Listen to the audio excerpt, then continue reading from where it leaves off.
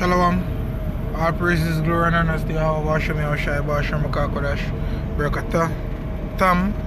You know, double honors to the apostles and to the elders of great Stone, peace and salutations to the elect. This is James 5 Precept, short and spicy, and it to the point. And I'm my brother Makolat from the great Stone Jamaica camp with another moving in the spirit, you know, impromptu, as I'm on my way home from the camp, basically, you know. And we as brothers, you know, we come together to break bread, spiritually, first spiritually and physically, if possible, to ensure, you know, the proper functioning body in Yahweh Shai. And while we were there, you know, was also witnessing that lunar eclipse, which is broadcasted, you know, as you can see right here on the screen. This is it, you know. This is that lunar eclipse, and you know, there was a statement the brother Iwar mentioned of that. The leaders of this society now doing blood sacrifice, and he basically was saying that he can just imagine that certain men that are in the IOPS are using this for their left-hand energy and vibration, and you know, witchcraft. What if they're gonna do sacrifices and stuff like that? And you know, not me, but the spirit used me and said more like of being in fear, you know. And when I said that, it leads me back to the scripture, man, which I'm gonna get it, because I want to make this lesson really short.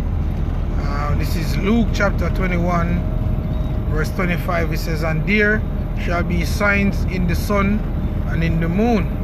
And you know, as I said, there are no new scriptures, man. We're going to continue to bring out the scriptures that are written, even more now than ever, because you know, we're winding down to that time when the Lord is going to return, conquering and to conquer, you know. To take his kingdom, and rightly so. Let me read again. Luke 21 verse 25. It says, and there shall be signs in the sun and in the moon, and in the stars, and upon the earth distress of nations, with perplexity, the sea and the waves roaring, because tsunami, earthquakes, all these things are a part of the signs of the return of our Lord Yahweh Shai. This is the part now. Verse 26, it says, men's heart failing them for fear, and for looking after those things which are coming on the earth, for the powers of the heavens shall be shaken. And that's the key point there. You see, back then the 1%ers, the elites, would be okay. No, they are being reminded that, look, everything is not okay, because the prophets, the true men of the Lord, is out there on the forefront, reading to them day in, day out about the judgment of the Lord that will befall them. And they know that through our prophesying, you know, us prophesying, Salakia, the Heavenly Father is going to basically bring it forth. So when they see these signs in the heavens, because we as a people, we don't fully understand astrology. No, back then in the ancient times, the tribe of Issachar was good at that. You know, the Mayans, so-called, you know, they were good at reading the heavens. No, we ain't good at that. We are all we're good at as a people is to transgress and do wickedness, man.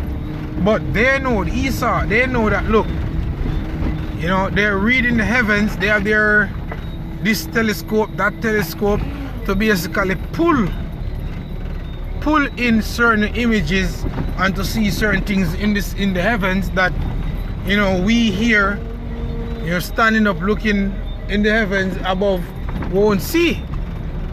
And they know that, look, this time is bleaky for them, which as a matter of fact, let me read verse 27. It says, and then shall they see the Son of Man coming in a cloud with great with great power and great glory, which is that fathership. Huge, gigantic craft. That's basically gonna be here for our redemption. Verse 28.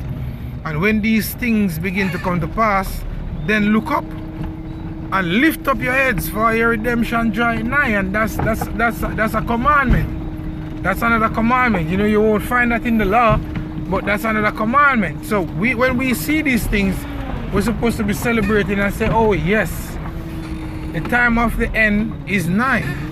We're almost out of here. And these things gonna basically bring fear and dread to these men that rule this society, because they know that they have but a short time. And that's the scripture that I want to get before I close out. You know, that these men knowing that they really have but a short time. And that's Revelation the 12th chapter and the 12th verse. Let me get that.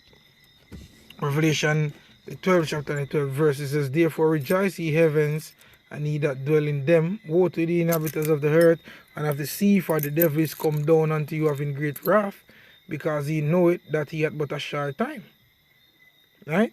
So these men actually know that this is the time of their end, and they're not gonna go down without a fight. So we're gonna examine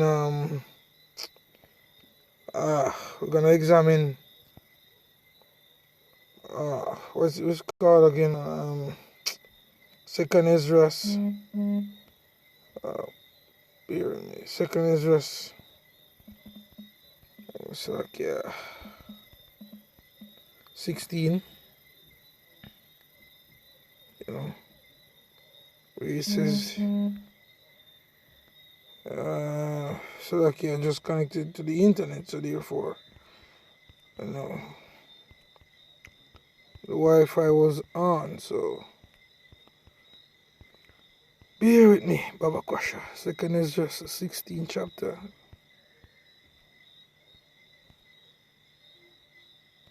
Alright, so we're in the book of Second Ezra, 16 verse 71. Right? As a matter of fact, let me start verse 70. It says, for there shall be in every place and in the next cities a great insurrection upon those that fear the Lord. The Israelites, they shall be like madmen, sparing none, but still spoiling and destroying those that fear the Lord. Right? So they shall be like what? Madmen, sparing none. So a whole lot of people gonna be destroyed, man, because they're not gonna go down without a fight, and that's the thing. So they're seeing these things happening in the heavens. They are trembling. They are in total fear. You can just imagine when you look at those telescopes and see all them huge, gigantic crafts and them fleets in the heavens. They're losing it, man. Believe me, they're losing it, and it's terrible, man. You know, it's terrible. They're fearing. So basically, that's it. You know, we just have to play the role, because you know we have already gotten the victory over the beast in the spirit. We just have to play the role, man. And I hope that this lesson has been an edifying one. Shalom.